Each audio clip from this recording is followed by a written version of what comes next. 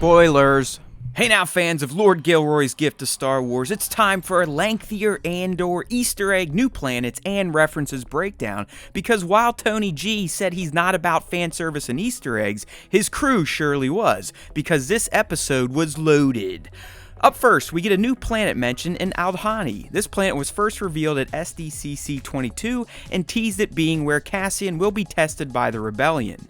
While arguing about his next choice, Cassian mentions the Alliance, Seps, Guerrillas, and the Partisan Front when questioning Luthen about supposed freedom-fighting groups.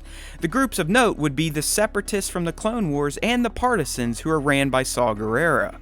We also learn that Cassian fought in the Minban campaign, which is the same theater of war Han Solo found himself fighting in during the Solo film. Hey, it's Coruscant, the City of Lights and the seat of galactic oppression. The ISB scene has much to unpack, starting with Padagaz being played by Anton Lesser, aka Qyburn from Game of Thrones. During the briefing, you hear mentions of the Rylos sector, Arvala 6, not to be confused with 7 from Mando, the Abrian sector, which houses Scarif and Rishi, and you get a direct reference to Scarif and the operation that is going on there, requiring more resources. Rogue One, anyone? Cassian takes the name Clem, which is the name of his adoptive father, Clem Andor. Luthen gives Cassian a Kawati signet, which is fancy for blue kyber crystal, the thing that makes lightsabers go pshoo, and that allowed the Death Star to explode planets. Luthen also drops a Rakatan Invaders mention, which is a KOTOR deep cut for these evil dudes. Meeting Val gave us our second Game of Thrones connection via Faye Marseille, who played the waif who trained Arya in the Free Cities. How about that Mud Trooper look? Skeen drops a reference to Saw Gerrera after he caught Nemik asleep at the Watch. When Cyril arrives home, you can hear the travel announcer mention Hosnian Prime, the future seat of the New Republic, Plexus, which is from Star Wars Uprising, and Euphornus Major, which is from the Servants of the Empire series. Alright, Luthen's shop is loaded with gems, so here we go.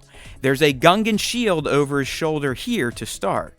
But before we get to others, Mon drops a Chandrila mention, which is her homeworld and a planet first brought up in the Star Wars Rebellion game.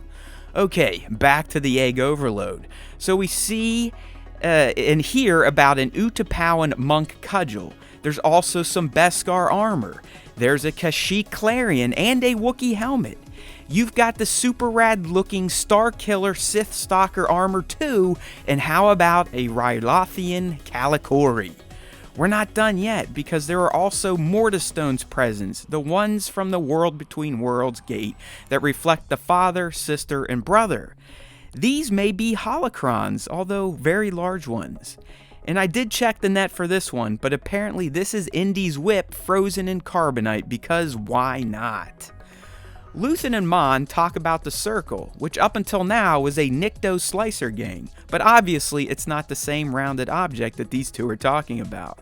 Hey, an Imperial speeder, and yes, I saw the TIE fighters too. These feel like cheap eggs or references though, but they made it. At the Mothmas, we learn her husband has invited Ars Dangor, who may be this Emperor advisor, Sly Moore, who you should remember from the prequels, and a mention of the Vizier, who is Mas Amedda. What a great group of dinner guests if you hate freedom and democracy. Mon mentions Gorman here as well, which eventually will be the planet that gets her to declare open rebellion and rebels after a massacre takes place there. Anyone else get Seeing Stone on Tython vibes when you saw this diorama piece for the Aldhani mission? I don't know. And finally, Padagaz drops a Sev Tak mention, which is a planet featured in the Clone Wars and Thrawn Treason. Hey, thanks for watching. If you enjoyed this video, please consider liking it and subbing to our YouTube channel, as well as giving us a follow on podcast platforms and your socials.